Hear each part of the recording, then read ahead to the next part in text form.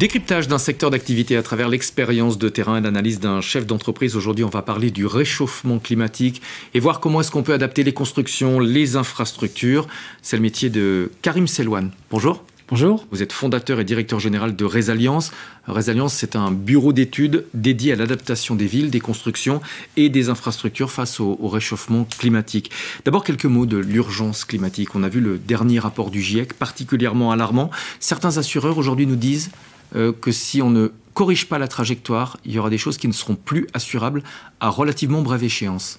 Effectivement, le coût de l'adaptation est exorbitant. Il dépasse des centaines de milliards d'euros par an. Juste un chiffre, à l'horizon 70, si on reste uniquement là sur la trajectoire des gaz à effet de serre, il est estimé par un ensemble de calculs économiques et d'experts, que ce soit à la fois le FMI, que ce soit l'OCDE, que ce soit ensuite de la Banque mondiale, il est estimé à près de entre 15 et 30% du PIB mondial dégradé, voire détruit face au changement climatique. Ouais, c'est absolument exorbitant. Le coût du changement est important, mais l'inaction nous coûterait encore beaucoup plus cher. C'est ça le message. C'est exactement ça. C'est quel est le coût de l'inaction face à ce coût financier qui est déjà perceptible mais même palpable, parce qu'on voit bien le nombre de crises climatiques, ce qu'on a vu cet été en Europe, en Belgique par exemple, ce qu'on a vu à La Royasse il y a près d'un an déjà. Le montre suffisamment. Ouais. Le secteur du bâtiment, évidemment, est en première ligne. C'est un secteur qui est émetteur de CO2, à la fois dans sa construction et dans son utilisation. La bonne nouvelle, c'est que si on change le secteur du bâtiment, on peut avoir un effet de levier important. Effectivement, il y a plusieurs effets de levier. Il y a un effet de levier sur la stabilité de l'attractivité des territoires, parce qu'il ne peut pas y avoir d'attractivité économique sans infrastructures et des bâtiments robustes, finalement. Il faut aussi que les gens puissent être sûrs de là où ils vivent, là où ils travaillent, là où les investissements se localisent. Et puis après, il y a un levier parce que c'est une source de création d'emplois énorme et très locale et donc pas délocalisable. C'est plus intéressant de modifier l'existant ou de reconstruire? Alors je dirais que tout dépend. Il n'y a pas de recette magique. Il y a des solutions qui sont faites pour réadapter des bâtiments par de la rénovation. Quand on parle de rénovation énergétique des bâtiments, c'est lié aussi aux questions d'adaptation au changement climatique pour faire face aux futures canicules, par exemple. Et ensuite, il y a, en fonction de l'héritage, du passé ou du passif, du cadre bâti, de l'architecture, du cadre urbain, peut-être des fois reconstruire. Là, on parle des bâtiments. Pourquoi c'est important aussi d'adapter les infrastructures? Comme je disais tout à l'heure, on parlait du coût de l'impact et du risque d'aboutir à un monde presque inassurable, tel que le disent un certain nombre d'assureurs et de réassureurs. Il ne peut y avoir d'attractivité des territoires sans infrastructures robustes. C'est quand même le b.a.-ba. On ne peut pas avoir de centres hospitaliers sans des bâtiments solides, pas d'écoles sans des établissements, des bâtiments solides. Pareil pour les routes, pareil pour les lignes de chemin de fer, pareil pour des usines. Toute activité dépend de bâtiments et donc de leur capacité à faire face aux dérèglements climatiques. Est-ce qu'on mesure vraiment l'impact économique de ce qui est en train de se préparer? Alors, il y a plusieurs chiffres qui traînent dans la littérature. Je peux vous en sortir peut-être 3 clairs. Le coût d'adaptation lié uniquement aux villes côtières, par exemple à ce risque d'inondation, est estimé à près de 700 milliards d'euros par an pour adapter uniquement les villes côtières. Je rappelle que c'est 70% de la population à peu près qui sont localisées à moins de 300 km du trait de côte. Deuxième point important, c'est le coût que doivent consentir les entreprises pour adapter leurs actifs, que ce soit leur site de production, que ce soit leurs bâtiments, tout leur appareil d'activité industrielle. C'est à peu près du même ordre de grandeur, près de 700 milliards d'euros, ça c'est la source de l'OCDE. Et enfin, la multiplication par 4 du coût de l'assurance pour couvrir les catastrophes naturelles, notamment liées au climat. Alors on va voir comment vous intervenez, quel est votre rôle. Je précise que vous êtes ingénieur et docteur de formation. Resalience, concrètement, comment est-ce que vous intervenez? Alors on intervient sur toutes les phases de projet, en phase amont, en phase même construction, pour suivre un peu des modalités d'implémentation de solutions d'adaptation, et très souvent aussi dans des phases d'exploitation. Et on intervient sur à peu près tous les corps de métier de la construction et de l'aménagement du territoire, et tout type d'infrastructure. Quand on parle d'infrastructure dans le langage de la construction, c'est à la fois un bâtiment, un réseau électrique, un réseau de câbles de télécom, un tunnel, un pont, etc. Qui sont vos clients? Nos clients sont très divers. On a 5 grands types de clients. On travaille pour des bailleurs de fonds, le secteur de l'assurance également, tout le secteur de la finance. On travaille pour des promoteurs immobiliers, des aménageurs, qui soient publics, privés. On travaille pour des gouvernements, des États. On travaille également pour des sites industriels.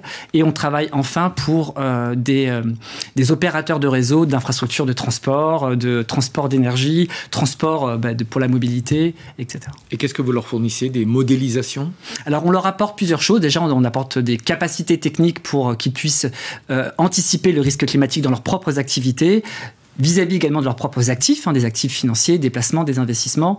Et derrière, on les accompagne à travers des modélisations effectivement prédictives sur lesquelles on va venir stresser leur modèle économique, leur activité, leur modèle de production face à différents scénarios du dérèglement climatique. Sur ce point, les outils numériques permettent de modéliser beaucoup de choses. C'est un vrai avantage aujourd'hui? Alors c'est un vrai avantage, mais c'est aussi des outils qui sont auto-apprenants et qui doivent également s'améliorer parce qu'on est aussi dépendant de l'amélioration des connaissances du changement climatique. Donc il y a toujours une forme de mise à jour à la fois de la donnée climatique et aussi chaque projet que nous réalisons qui sont toujours très spécifiques essaye aussi de nous apporter une forme de retour d'expérience qu'on essaye de capitaliser sur d'autres projets ou d'autres infrastructures. Vous accompagnez vos clients sur le plan technique mais aussi sur le plan financier. C'est facile de trouver des financements quand on veut adapter des bâtiments, des structures au réchauffement? Alors effectivement, vous soulevez un point important. Il ne peut pas y avoir de capacité technique et d'implémentation de solutions techniques sans qu'il y ait derrière des capacités de financement. Donc on est toujours sur les deux. On essaye de combiner des modélisations qui permettent de stresser l'investissement, savoir le retour sur investissement. Est-ce que tel investissement est à risque? Comment peut-on le dérisquer? Et cela se traduit à chaque fois par des solutions d'adaptation et donc des éléments constructifs. Alors, et la question sur les capacités d'avoir accès à ces financements est très hétérogène. Il y a une inégalité d'accès en fonction des pays du Nord, des pays du Sud, qu'on soit en zone urbaine, en zone rurale. Là, il y a une vraie inégalité. Vous avez une particularité, c'est que vous travaillez aussi avec les pays émergents qui n'ont pas toujours les moyens financiers ni les compétences techniques. C'est vraiment intéressant parce que ça nous rappelle que le problème du réchauffement, il est mondial et on a souvent tendance à l'oublier. Effectivement, c'est un problème mondial avec des effets très localisés. La question, c'est sur quelle échelle on appréhende ces modèles et sur quelle échelle on appréhende les parties prenantes. Parce qu'on n'intervient pas de la même manière à l'échelle d'une ville, à l'échelle d'une région ou d'une nation. Effectivement, pour répondre à la question sur l'international, on est à peu près aujourd'hui sur près de 45 pays de réalisation de projets qui se répartissent en Afrique, en Asie centrale, en Europe également et dans les Caraïbes. Je crois que les experts sont unanimes là-dessus. Il y a une vraie inégalité des territoires par rapport au réchauffement. Il y a une inégalité, tout le monde sera frappé.